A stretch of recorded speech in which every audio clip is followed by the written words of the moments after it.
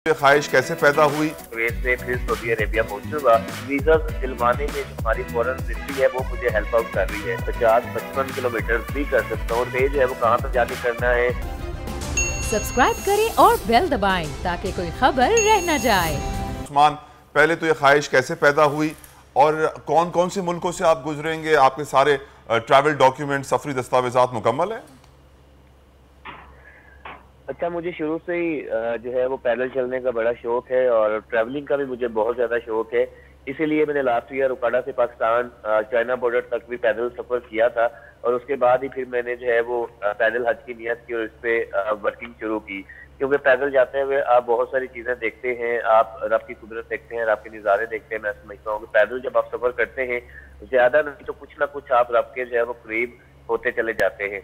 और इस सफर में मैं पाकिस्तान से ईरान से इराक से कुवैत और कुवैत से फिर सऊदी अरेबिया पहुंचूंगा।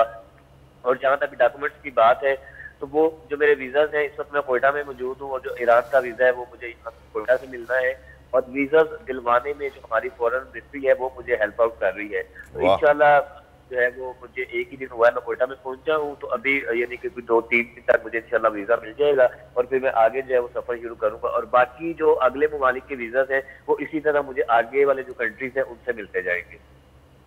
उस्मान, हमने देखा कि आप मास्क पहन के वॉक कर रहे हैं। मास्क पहन के वॉक करना सेहत के लिए सही है? आपको सांस लेने में, ऑक्सीजन में प्रॉब्लम फील नहीं होती है?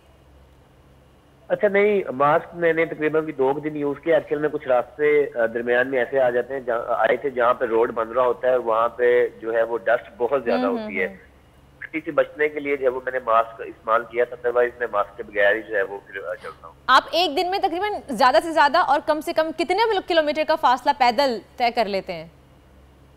एक दिन में ज्यादा से ज्यादा जो है वो यानी कि मैं 50-55 किलोमीटर भी कर सकता हूँ और कम से कम जो है वो 25-30 भी होता है। ये डिपेंड करता है कि मैंने स्टे जो है वो कहाँ पे जाके करना है, कोई आबादी जो है वो कहाँ पे आ रही है। तो इस हिसाब से इस वाले सफर में मेरा सफर जो है वो तकरीबन 30 से 50 किलोमीटर के दरमियान रहता है। उस्मान, आपके ट्रैवल के दौरान कोई ऐसा वाकया रूनुमा हुआ हो जिसे आप कहेंगे कि मैं वो भूल नहीं सकता?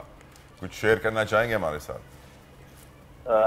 अभी तक तो लोगों ने जो है वो मुझे बहुत ज्यादा प्यार दिया है, बहुत ज्यादा अप्रिशिएट किया है। जैसे कि आप इस वक्त मैं बलूचिस्तान में मौजूद हूँ, आपको पता है कि बलूचिस्तान के बारे में बहुत सारी बातें की जाती हैं।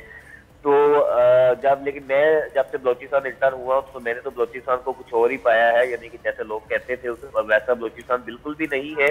तो लोग जो है वो बहुत ज्यादा प्यार दे रहे हैं, बहुत ज्यादा जो है मेहमान नवाज है और ये मुझे जो है वो याद रहेगा अल्हम्दुलिल्लाह। यानी कि बाकी कोई भी उस तरह का कोई बुरा वाक़या अल्हम्दुलिल्लाह पेश नहीं आया, लेकिन अच्छे वाक़या जो है, लोगों का प्यार, मेहमान नवाजी जो है वो बहुत ज्यादा है। मेहमान नवाजी बहुत ज्यादा। और चलें, आपकी कब तक उम्मीद कर रहे हैं कि आप कब तक पहुंच जाएंगे सऊदी अरब? इंशाल्लाह मैं मई में जो है वो पहुंच जाऊंगा सऊदी अरब। पीटीआई का हकीकी आज़ादी मार्च सिर्फ बोल दिखा रहा है। 24 घंटे हकीकी आज़ादी मार्च, सबसे ज्यादा रील्स और सबसे ज्यादा रेटिंग्स के साथ बोल रहा नंबर 1। सब्सक्राइब करें और बेल दबाएं ताकि कोई खबर रह न जाए।